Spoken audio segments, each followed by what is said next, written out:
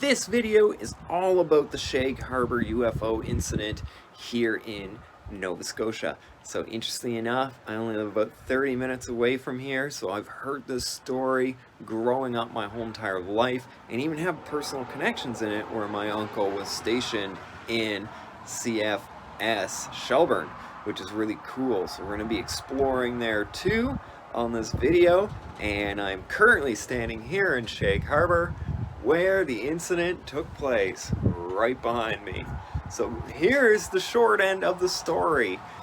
In October 4th, 1967, several people witnessed this crash, and it was pretty interesting. It started out, I guess you can say, over Halifax, where an Air Canada flight 305 at 7:20 spotted a UFO and heard and seen two explosions behind it. So that was the beginning of it. And then, of course, in Halifax Harbour, another 4 unidentified craft were seen flying over the harbour heading out this way. And then people spotted this UFO all across Nova Scotia, you know, ranging from Halifax over to the other side of the valley and then back over here finally around 11 o'clock at night, where the RCMP even spotted it and sent a car right there. And 2 RCMP officers, which are the police here, watched as the UFO plunged into the ocean. So that's the gist of the story. Then the local fishermen, fearing that it was an actual plane full of passengers, got on their boats and headed out right here to look for it. Of course, they did not find the UFO, but they did find weird foam that was up there, witnessed bubbles coming up from underneath the ocean where the crash site took place, and even smelled sulfur in the air around it. So very interesting story of how this all came about. And now I'm going to take you to the next very exciting location where this story takes an all entire different twist. Pilots had seen it out of Halifax, right? No, out of New York. They've hit it in London, and the stories there. Okay. They see it from 48 hours earlier. They see it on the morning of the 3rd, and it was seen here on the night of the 4th. Yeah. So that's 48 hours. 44 hours, roughly. The day it was approaching Yarmouth, that's the way he's called it in there, so. Okay. That's really cool. Because I only knew about the other flight, the Air Canada flight. Yeah, no. Right? Anyhow, there was 5 of us in the car that see it. There was... Oh, so let me introduce you. So YouTube, we are here in the UFO Center. And this is one of the special treats I had for you guys. And here is a living legend who actually seen the UFO. We see a plane. We reported a plane crash. The Yeah. government called it a UFO on Friday. Okay. There's your story there if you want to take a picture of it. So it is correct that you guys did think that it was 12 calls to the RCMP that night. Everybody reported a plane crash. The whole 12 calls. The second guy was an RCMP officer on duty. He reported the plane crash. okay. And we went out in fishing boats looking for it, and nothing. Looking for wreckage or whatever. Nothing was found. So what did it look like in the sky? We see 4 lights in a row. What we see them, they would go on. They come forward. 1, 2, 3, 4 would come on. They'd all go off. Then they'd all start over in that same sequence. Huh. So you couldn't make out a shape. No, just the the lights was in a row, just the same as that there. All right. That's That's pretty cool. So you were in the car. We just see lights paying no attention. We just figured it's a plane. The word UFO had never been mentioned around here then. So you see lights in the sky. What do you think it was? You thought it was a plane. So. Yeah, absolutely. It's a safe conclusion. And as we went up the road there ways, and it's going from going level to going down, and we lost sight of it for a second. At the top of the hill, there was light in the water. Back then, there was no street lights, and the houses were there. You couldn't miss it. Yeah. Well, it's still a very small fishing community today. So there's not much light pollution here even now, let alone in 67. So anyhow, that's what it was. And there was 2 witnesses that actually see it go in the water. Somebody was parked there, and the lighthouse keeper's wife seen it. Anyhow. Yeah. from this island out there. Anyhow, we've got her statement, but I ain't got it there with me, so. Oh, that's okay. So there you are. I guess so, that's what they say. Might be my twin brother. So did you go out on the fishing boats with Went out on them? the Coast Guard. You did? Yeah. Them two went out on the fishing boats. Okay. Them two were together.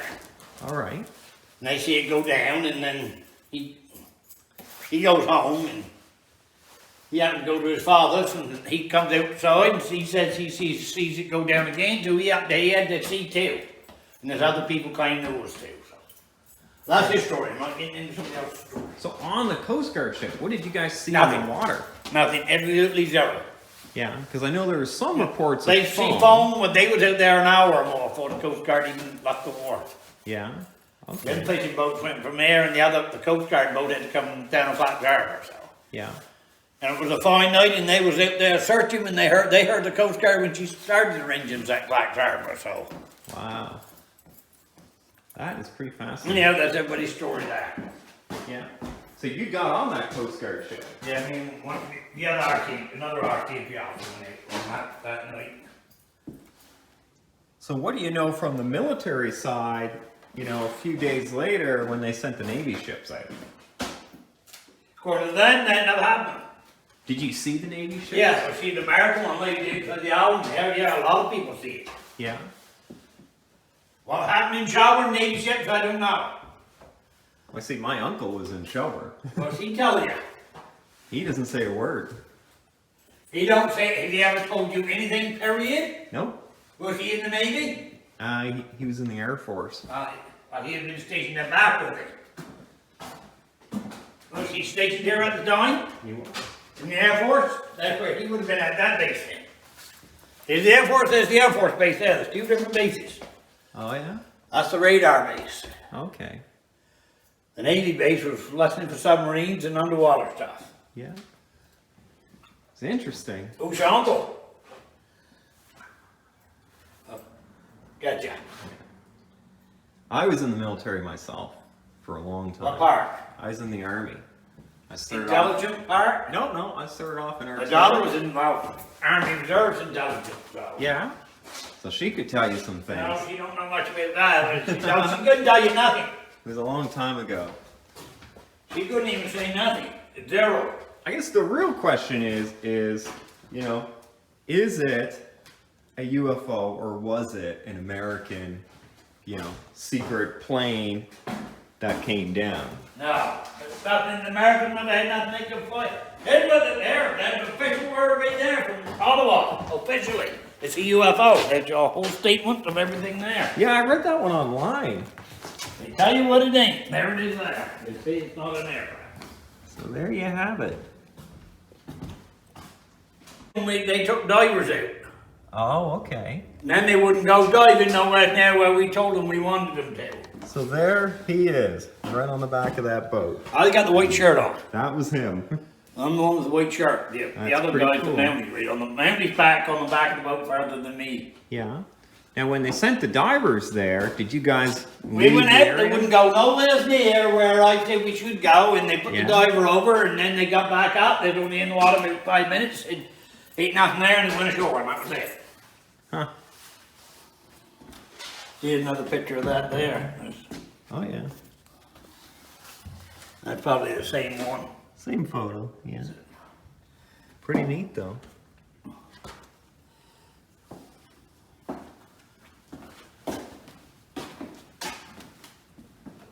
So yeah, the next year's conference is gonna be in the Grand in Yarmouth. Say again? Next year's conference is gonna be held in Yarmouth. Oh, good, okay. Well, this year's was supposed to be. So we were just debating what kind of plane this was, and Laurie raised a very interesting point. I don't know if it was a plane, because what could fly that slow? Was going no faster than we was, 45 or 50 mile an hour. Back then, no planes could fly that slow we know of. Yeah, unless it was a helicopter, Yeah. but then you would have heard No, you wouldn't hear it. the You'd fail. rotation. No, you wouldn't on the car. Yeah, okay. Did this make any sound when you got out of the car? No, all we see it's in the water. We went to the Yeah. phone booth, called our team, come back, and we see the light drifting in the water. That's all we see. Yeah. Okay. And about 40 people see that from the shore. Watching it. So. Because that would be stalling speed for most prop Yeah, planes. but it was going along like that, following a slaw from back there, the whole way through here, the whole way up there, going along with the car. Wow. But back then, you never heard nothing else. What would you think? You see something in the sky, you're going to think it's a plane. Yeah. Think about it today. No, there's nothing that can fly that slow. Have they even got anything that can fly that slow now? Yes, drones and helicopters, but they had helicopters back then. I have a few jets that can turn their things straight down and hover. Yeah, but they ain't going to fly perfectly like Yeah, they don't do it for a long period for of time. 3 or 4 or 5 minutes. Yeah. It is interesting. For a couple miles, it went along went along with us. So. Yeah. We see it from down there to up there to the crash rate is what?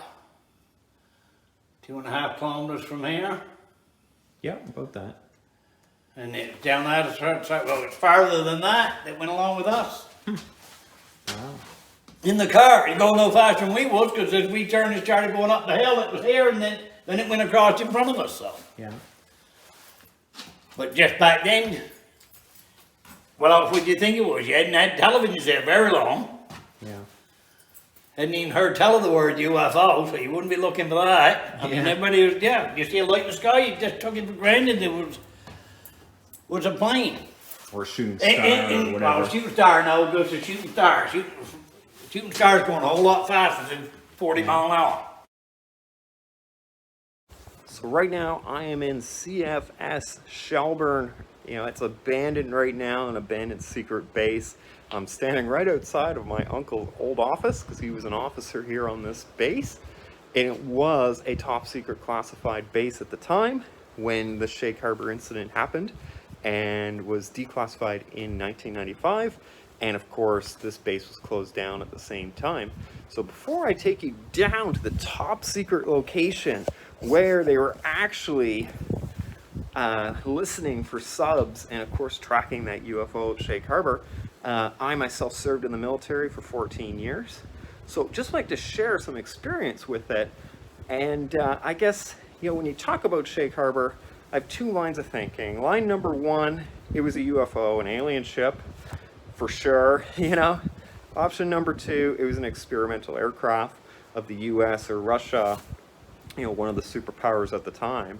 And both lines of thinking are pretty reasonable and logical when you think about it in depth. You know, the problem I guess I have is that we had 6 to 7 Navy ships that were on top of these UFOs. And I know from personal experience of being on a ship, everybody talks. It is like a high school. If one person knows something, the whole ship knows it and they all talk about it. So to have that many sailors go home after seeing a UFO under the water and not talking about it is a little bit suspicious. You know, being in the Army, you know, I know that there are, you know, personal things that we don't talk about in the Army because of national security. It's not a conspiracy, it's just that, you know, we don't want everybody knowing, because if everyone knew, then the enemy would know. So in my mind, if all those Navy ships actually were looking at a UFO, it would be very hard to silence every single crew member unless it was something more logical, like, hey, this is an experimental aircraft that we were building or we were helping the US build. It crashed and now we have to recover it. And we don't really want you talking to people about it because of that reason. So to me, that's the more logical explanation, even though I would want it to be a UFO from an alien society. So let's go down and check out the top secret area of this base. Right here past these gates is where this story takes the most interesting turn. So this right here that I'm standing in is the actual room where Navy intelligence used to track submarines here at CFS Shelburne. So it's fascinating. If you want to see the whole video on this base, definitely I will post the link right at the end of this video showing you it. But my uncle was stationed here years ago, and this is where they first started tracking the UFO from Shag Harbour.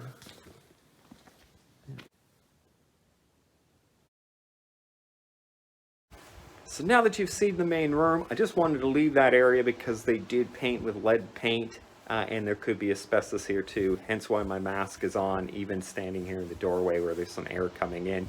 But this section of the base was prohibited from anybody else except for the intelligence staff that manned this specific building. Now, these officers would have been part of NATO. They would have been Americans and Canadians primarily, but British would have been there as well. And when they got the signal about this UFO, they knew exactly what it was, that it wasn't theirs, and they were about to look for it. And from here, they launched a massive hunt full of, I think, 6 to 7 different ships, including an American ship as well, and divers to go down to Shag Harbour and find what fell into the ocean, because they knew something for sure was there. It wasn't just a bunch of fishermen saying something fell from the sky. It's fact that there was in fact something there, and they knew it. So being a part of this base here and the history of it, that it is American and Canadian and intelligence for NATO, the Americans, I believe, took over the investigation, and that's why they sent their ship up here so quickly. And it's kind of one of those things in the military that you just kind of know, and that is, the US wants the UFO information more than anybody, and have the capability, of course, to deal with it and take care of it. So I firmly believe that the American ship came up here with that in mind, and that these intelligence officers that were here kind of handed it over more to the American side, opposed to the Canadian side, which had no experience, to my knowledge, with it at all. So there's 2 different sides of this story now, and 2 different directions that this could go.